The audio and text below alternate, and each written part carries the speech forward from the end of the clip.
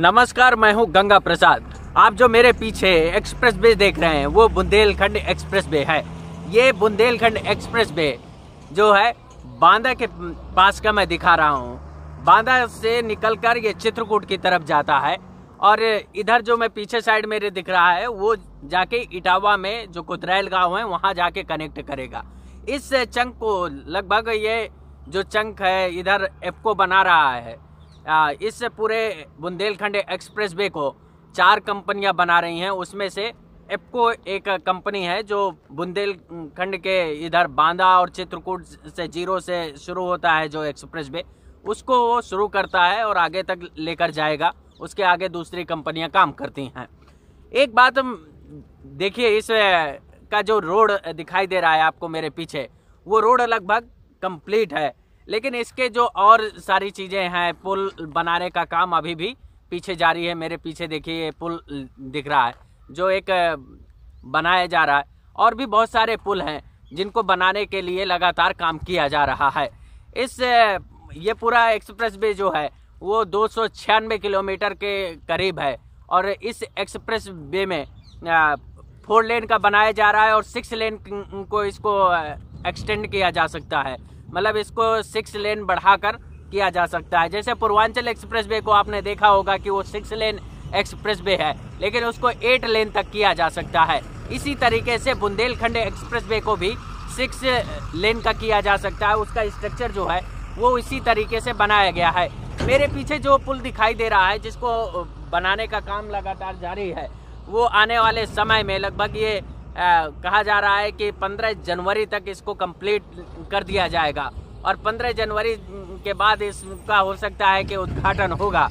तो मानकर चलिए कि बुंदेलखंड एक्सप्रेस वे जिसको लेकर योगी सरकार चाहती है कि ये जल्द से जल्द पूरा हो जाए, इसमें तेजी से काम हो रहा है। मैंने इससे पहले एक वीडियो बनाया है और उस वीडियो को आप देखेंगे तो उस वीडियो में मैंने बताया है कि किस तरह से इस प्रोजेक्ट को पूरा करने के लिए कंपनियां काम कर रही हैं। 4 कंपनियों को इसीलिए इस प्रोजेक्ट को दिया गया है ताकि जल्द से जल्द ये काम पूरा हो सके और लोगों के लिए ये सुविधाएं मिल सके। यहाँ से दौड़ने के लिए चित्रकूट से आप चढ़ेंगे और मानकर चलिए आपको दिल्ली जाना है तो इससे एक्सप्रेस वे की मदद से सीधे आप चढ़िए। यहाँ से पहले बुंदेलखंड एक्सप्रेस वे मिलेगा। बुंदेलखंड एक्सप्रेस वे के आगे आप बढ़ेंगे तो आपको आगरा लखनऊ एक्सप्रेस वे मिल जाएगा और आगरा लखनऊ एक्सप्रेस वे जब खत्म होगा तो आपको यमुना एक्सप्रेस वे मिल जाएगा।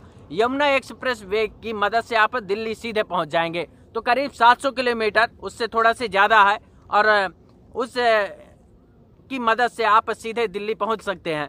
लेकिन इस प्रोजेक्ट को बनाने के पीछे एक मकसद और है कि बुंदेलखंड जिस के लिए जाना जाता है कि बहुत पिछड़ा इलाका है, उस बुंदेलखंड को एक ऐसी कनेक्टिविटी अब मिल जाएगी आने वाले समय में, जो कहा जा रहा है कि 15 जनवरी तक इस काम को पूरा कर दिया जाएगा। इसमें बहुत सारी अभी कमियां मुझे दिख रही हैं, जो कि इसमें लाइटिंग वगैरह का जो काम है वो नहीं है। कुछ पुल का काम लगातार जारी है, तो लगभग अभी 1 महीने से ज़्यादा का समय है।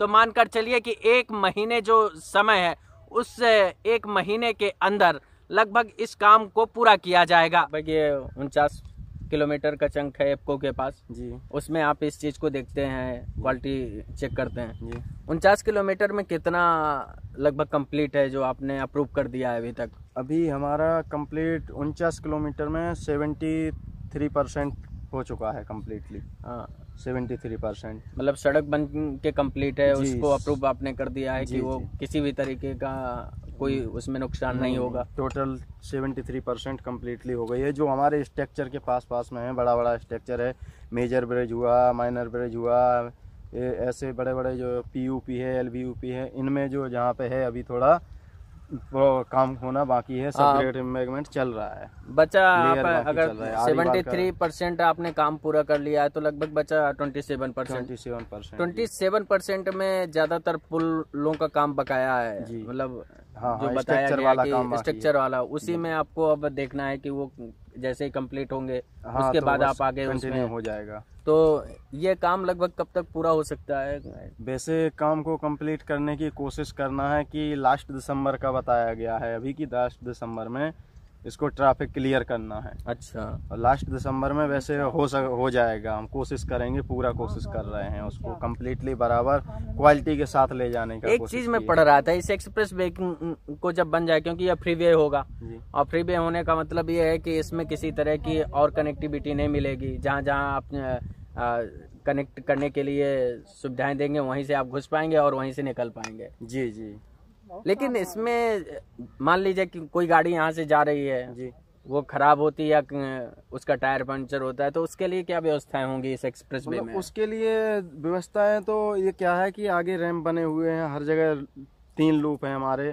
25 किलोमीटर में एक है, 25 में एक है, मतलब 25 किलोमीटर में हर 25 किलोमीटर में लूप रैंप दिया गया है। अच्छा। उतरने के लिए वहाँ से सब कुछ सुविधा हो सकती है। मतलब मेन रोड पर ऊपर में कोई वो नहीं रहेगा। मैं एक चीज पढ़ रहा था इसमें कि एक्सप्रेस वे जो बनेगा उसमें वो सुविधाएं भी होंगी, जैसे कि मेडिकल फैसिलिटी जो इस एक्सप्रेस वे को देखेंगे वो लूप रैंप के पास में, जहाँ पे टोल प्लाजा है, लूप रैंप है, लूप है, पेट्रोल पंप की भी सुविधा होगी। जी जी, तो उससे कनेक्टिविटी होगी। हाँ, इसकी कनेक्टिविटी के लिए इसमें इस एक्सप्रेस वे में कई सुविधाएं दी गई हैं। जैसे कि मैं अभी जहाँ पे खड़ा हूँ, मेरे पीछे जो है, आगे आप जो ये सपाट रोड दिख रहा है उसके पीछे आप जब जाएंगे तो आगे एक रास्ता है जो बबेरू और बांदा को कनेक्ट करता है। उसमें उसी रोड से आपको बांदा से जब आएंगे तो वहाँ से आपको इस एक्सप्रेस वे पर चढ़ने के लिए मिलेगा, और जब बबेरू से आप आएंगे तो इस एक्सप्रेस वे में चढ़ने के लिए एक कनेक्टिविटी यहाँ पे दी जाएगी। दूसरा ये भी है कि इससे उतरने के लिए अगर आप मानकर चलिए कि चित्रकूट से आप आते हैं और चित्रकूट से आपको सीधे बबेरू के लिए जाना है, तो इस एक्सप्रेस वे की मदद से आके आपको यहाँ पे आगे चलकर एक ऐसी कनेक्टिविटी मिलेगी जिससे आप नीचे उतर सकते हैं और उससे आप दूसरे रास्ते से बबेरू जा सकते हैं। इस तरह से इसको डिजाइन किया जा रहा है। यहाँ पर एक टोल प्लाजा भी होगा, उसकी मदद से आपको इस एक्सप्रेस वे पर जब भी आप घुसेंगे तो उसके और निकलने का, तो उसमें जो चार्जेज फिक्स किए जाएंगे इस एक्सप्रेस वे में चलने के लिए, उन गाड़ियों से चार्ज भी वसूले जाएंगे। बुंदेलखंड एक्सप्रेस वे को बनाने का काम लगभग पूरा हो चुका है। मेरे बगल में एक चीज देख रहे होंगे कि ये जो साइड एक्सप्रेस वे के किनारे किनारे मिट्टी दिख रही है, ये नीचे साइड बिल्कुल इसमें एक गहराई है और अच्छी खासी गहराई है। माना जाता है कि जब बारिश होगी तो इस बारिश में ये मिट्टी जो है वो खिसकेगी। इसको रोकने के लिए सरकार ने जो इस प्रोजेक्ट को बना रही है उसके लिए बाकायदे इंतजाम किए गए। ऐसा नहीं है कि आने वाले समय में जब बारिश होगी तो ये मिट्टी खिसक जाएगी।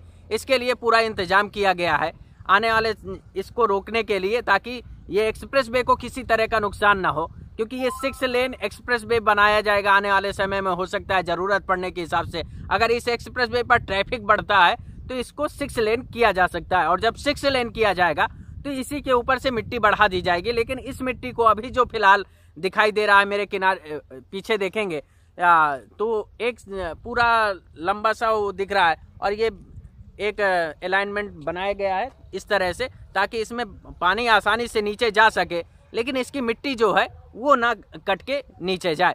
इसको जानने के लिए हमारे साथ कृष्णपाल यादव हैं, जो एक यहाँ इसी प्रोजेक्ट में इंजीनियर हैं। ये देखते हैं कि चीज़ों को किस तरह से बनाया जा रहा है, ये क्वालिटी भी देखते हैं, सड़क की जो क्वालिटी होती है कि वो उसको फुलफिल किया जा रहा है या नहीं किया जा रहा है, इनका ही अप्रूव होता है। जब तक ये अप्रूव नहीं करते हैं तब तक वो चीज़ें नहीं होती हैं।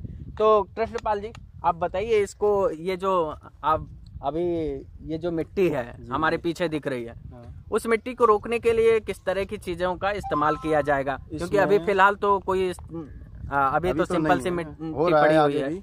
अच्छा, आगे भी चालू है, कंटिन्यू में चला आ रहा है। इसमें क्या है, जो जियो सेल की जो ब्लैक पट्टी होती है उसको भर के उसके ऊपर मिट्टी डंप करके कोई मतलब ऐसा जम स्थायी हो जाएगा कि मिट्टी नीचे खिसकने का कोई चांस ही नहीं रहेगा। अच्छा, एकदम प्रॉपरली भरा जाएगा पूरे में, शोल्डर साइड में, दोनों साइड में शोल्डर में वही जियो सेल का उपयोग किया जाएगा मिट्टी को स्थायी रोकने के लिए।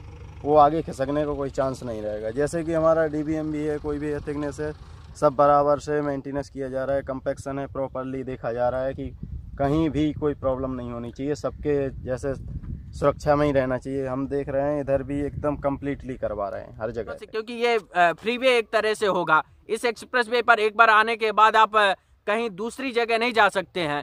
आपको एक कनेक्टिविटी मिलेगी। जब दूसरे जिले जाएंगे तो दूसरे जिले में आपको उतरने के लिए एक रास्ते दिए जाएंगे। हर जगह से ये रास्ता खुला नहीं होगा, क्योंकि इसमें डिवाइडर होंगे और डिवाइडर से आप बाहर जा नहीं सकते हैं। तो सौभाग्य सी बात है कि उन गाँवों को भी जो गाँव इसके रास्ते में पड़ेंगे, उन गाँवों की भी कनेक्टिविटी को बनाए रखने के लिए सर्विस लेन की एक सुविधा दी गई है। और उस सुविधा के तहत क्या होगा कि सर्विस लेन से गांव वाले आ जा सकेंगे, क्योंकि इस एक्सप्रेसवे में आने के लिए सुविधा नहीं होगी उन गांव वालों को। तो गांव वालों के लिए इसीलिए छोटे छोटे पुल बनाए गए हैं, ताकि इधर से उधर इस एक्सप्रेसवे से आ जा सकें। दूसरी बात ये भी कि बड़े पुलों का इसमें बहुत ज़्यादा निर्माण किया गया है, क्योंकि इसमें तो 8 नदियाँ पड़ती हैं इस पूरे एक्सप्रेसवे में, और 8 नदियों में बड़े पुल बनेंगे, स्वाभाविक सी बात है। और जो दूसरे रीजन्स को कनेक्ट करते हैं, जैसे कि बबेरू और बांदा को कनेक्ट करने के लिए एक बड़ा पुल बनेगा, क्योंकि उसमें भी एक रास्ता गुजरता है। तो इसके लिए स्वाभाविक सी बात है कि एक फ्लाईओवर का निर्माण किया ही जाएगा एक तरीके से। मैं इधर आया हुआ हूँ, जो बुंदेलखंड एक्सप्रेसवे का ये जो चंक है, इसको अभी कंप्लीट नहीं किया गया है। मेरे पीछे आप देख सकते हैं, ये जेसीबी मशीन दिख रही है जो इस पर काम करती है। ये मेरे पीछे जो है ये पुल है, जिसका निर्माण अभी किया जा रहा है। अभी ये पूरा लगभग इसको कहा जा रहा है कि 8 से 10 दिन में ये पूरा हो जाएगा। तो जब ये पूरा हो जाएगा तो ये जो कनेक्टिविटी है, इसको छोटे छोटे इसी तरह के चंक बचे हुए हैं जो पुलों के जरिए कनेक्ट करने हैं। तो उन पुलों के जरिए कनेक्ट करने के लिए ये काम जारी है। 1 महीने का भी समय है, 1 महीने से ऊपर का, तो मानकर चलिए कि 1 महीने के अंदर इसको पूरा कर लिया जाएगा। दूसरी बात ये है कि इस एक्सप्रेसवे की मदद से न सिर्फ रोजगार के साधन खुलेंगे, बल्कि इस रीजन का जो पिछड़ापन है उसको भी एक तरीके से जो किसान हैं उनकी कनेक्टिविटी और अच्छी हो जाएगी। व्यापारी यहाँ तक आ सकेंगे आसानी से, और जब व्यापारी आ सकेंगे तो उन तक पहुँच भी आसान होगी, और उनसे जो सामान खरीदा जाएगा वो एक्सप्रेसवे की मदद से तेजी से इधर से उधर जा सकेंगे। इसके साथ ही कनेक्टिविटी अच्छी होगी, तो स्वाभाविक सी बात है कि इस रीजन को भी फायदा होगा, रोजगार के अवसर और ज़्यादा खुलेंगे। दिल्ली की कनेक्टिविटी और थोड़ी आसान हो जाएगी। तो यहाँ से अगर आप सीधे चलेंगे तो ज़्यादा से ज़्यादा अगर 700 किलोमीटर के आसपास का एरिया पड़ेगा, तो लगभग 120 किलोमीटर की रफ्तार से आप चल पाएंगे एक्सप्रेसवे में। तो स्वाभाविक सी बात है कि जब 120 किलोमीटर या 100 किलोमीटर की रफ्तार से भी आप चलेंगे तो खींचकर 7 घंटे में आप दिल्ली होंगे। तो 6 से 7 घंटे का सफ़र होगा चित्रकूट से दिल्ली का। अभी फ़िलहाल कम से कम 10 से 12 घंटे का सफ़र होता है। तो क्योंकि ऐसी कनेक्टिविटी नहीं है कि बहुत अच्छी कनेक्टिविटी हो, तो एक सिंपल सी कहानी ये है कि इस एक्सप्रेसवे की मदद से आने वाले समय में बुंदेलखंड को एक अच्छा सफ़र करने का भी सुखद अवसर मिलेगा। तो एक चीज़ बड़ी सिंपल सी है कि जो रोड का काम है वो पूरा हो गया है, सिर्फ काम बचा है तो पुलों का काम बचा है। इसके अलावा सरकार हो सकता है कि इसे जल्दबाजी में काम करके आगे बढ़ जाए, उद्घाटन कर दे, क्योंकि चुनाव का समय है। सरकार को ये दिखाना भी है कि हमने ये काम पूरे कर दिए हैं और हम चुनाव से पहले पूरा करके अगर हम इसका शिलान्यास करते हैं तो इसका उद्घाटन भी करते हैं, ये बात कह सकते हैं। लेकिन एक बात बड़ी सिंपल सी है कि जब ये अगर सौगात एक तरीके से खोल भी दिया जाएगा जनता के लिए, तो बहुत सारे इसमें काम अभी रह जाएंगे जिनको काम करना, एक डेडलाइन जो दी गई है उस डेडलाइन के तहत ये पूरा कर पाएंगे या नहीं कर पाएंगे, ये एक चुनौती होगा। मतलब लास्ट दिसंबर तक हमको कम्प्लीटली कर देना है। कंप्लीट कर देने के बाद 15 जनवरी को इसको खोल दिया जाएगा। अभी हमको जो बोला है सीईओ साहब ने, सीईओ साहब जो अभी आए थे, उन्होंने बोला गया है कि आपको इसको ट्रैफिक क्लियर करना है लास्ट दिसंबर तक इसका। मेरी एक बात हो रही थी, इसमें बताया उन्होंने, जो यहाँ के इंजीनियर हैं जो इस बेल्ट को देख रहे थे, उन्होंने बताया कि लगभग हमको जो कंस्ट्रक्शन का काम है इसको पूरा करने के लिए 31 दिसंबर है, लेकिन इसको हम और आगे थोड़ा से बढ़ाया गया है, वो लगभग 15 जनवरी तक इसको पूरा कर लिया जाएगा। तो डेडलाइन 15 जनवरी है। इसका मतलब ये है कि चुनाव की जो घोषणा है वो आने वाले समय में 15 जनवरी के बाद ही होगी, और 15 जनवरी के बाद अगर चुनाव में सरकार जाएगी तो इसका उद्घाटन करके ही जाएगी। तो आप ये मानकर चलिए कि बुंदेलखंड एक्सप्रेस वे बहुत जल्द ही आपको मिलने वाला है। नमस्कार।